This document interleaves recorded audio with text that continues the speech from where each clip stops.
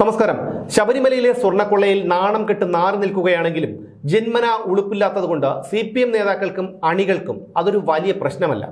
വല്ലവന്റെയും ഗർഭം കണ്ടെത്തി അതുകൊണ്ട് സ്വർണ്ണക്കൊള്ളയെ മൂടാമെന്നാണ് ഈ മണ്ടന്മാരുടെ ധാരണ. പക്ഷേ ചുരുക്കം ചില സഖാക്കൾക്കെങ്കിലും എന്തൊക്കെയോ വിളിച്ചു പറയണമെന്നുണ്ട്. പക്ഷെ അപ്പോഴൊക്കെ TP ചന്ദ്രശേഖരന്റെ ഓർമ്മ അവരുടെ മനസ്സിലേക്ക് ഓടി വരും. പിന്നെ ഉള്ളിൽ തികട്ടി വന്നതിനെ അടക്കി വെച്ച് ചെയ്യുന്ന തെറ്റുകളെ ന്യായീകരിക്കും.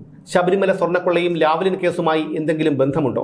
ദേശാഭിമാനിയുടെ മുൻ അസോസിയേറ്റ് എഡിറ്ററും ജനശക്തി വാരികയുടെ ചീഫ് എഡിറ്ററുമായ സഖാവ് G ശക്തിധരൻ പ്രതികൾ കയ്യെത്തും ദൂരത്തുണ്ടെങ്കിലും എന്ന തലക്കെട്ടിൽ സമൂഹ മാധ്യമത്തിൽ ഒരു കുറിപ്പ് എഴുതിയിട്ടുണ്ട്.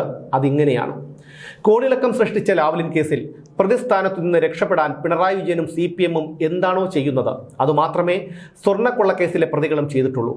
സ്വർണ്ണക്കൊള്ളക്കേസിൽ ആഗോള ബന്ധങ്ങളുണ്ടെന്ന് അന്നത്തെ CBI അന്വേഷിച്ചു കണ്ടെത്തിയിരുന്നു. അവരിന്നും പ്രതിസ്ഥാനത്തുണ്ട്.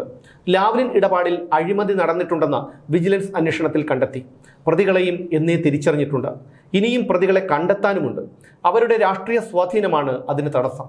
എന്തുകൊണ്ടാണ് ഈ കേസ് മാത്രം ഇത്രയും കാലതാമസം ഉണ്ടാകുന്നത് എന്നത് ഉത്തരം കിട്ടാത്ത സമസ്യയാണ്.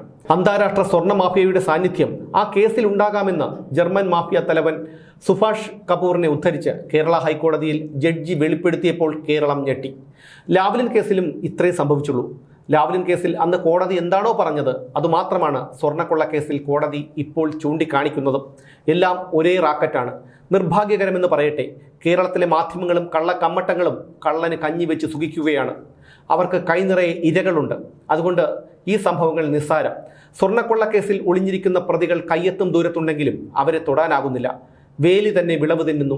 ഏത് കേസ് എങ്ങനെ നടത്തണമെന്ന് കാരണഭൂതനറിയാം. ആർക്കും അതിനെ കടത്തിവെട്ടാൻ കഴിഞ്ഞിട്ടില്ല. സ്വർണം കായ്ക്കുന്ന മരം അങ്കണത്തിലുണ്ട്. ഊറ്റെടുത്ത് തുടങ്ങുമ്പോഴേ ആളോഹരി വരുമാനം തീരുമാനിച്ചു കഴിഞ്ഞതാണ്. 500 അവതാരങ്ങളുണ്ടെങ്കിൽ അതിനൊത്ത വിഹിതവുമുണ്ട്. വൻകിട പദ്ധതികൾ സ്വർണ്ണഖനി തന്നെയാണ്. അടുത്തൂൺ പറ്റി വിലസുന്നവർ ഒരു കൊടുങ്കാറ്റായി ആഞ്ഞു വീശിയാൽ കേരളത്തിൽ ഒരു വിസ്ഫോടനം തന്നെ ഉണ്ടാകും. 60കളിലെ KSU ഉയർത്തെഴുന്നേറ്റെങ്കിൽ നമുക്കത് കാണാമായിരുന്നു. ഇന്നത്തെ നേതാക്കൾക്ക് അതിൻ്റെ ആർജവമില്ല. ഭീരുക്കൾ. ഇങ്ങനെയാണ് ശക്തിധരൻ തൻ്റെ കുറിപ്പ് അവസാനിപ്പിച്ചിരിക്കുന്നത്. ശരിയാണ്, പ്രതിപക്ഷം വെറും ജഡത്തേക്കാൾ നിർജീവമാണ്. പ്രതിപക്ഷ നേതാവാകട്ടെ അതിലും നിർജീവം.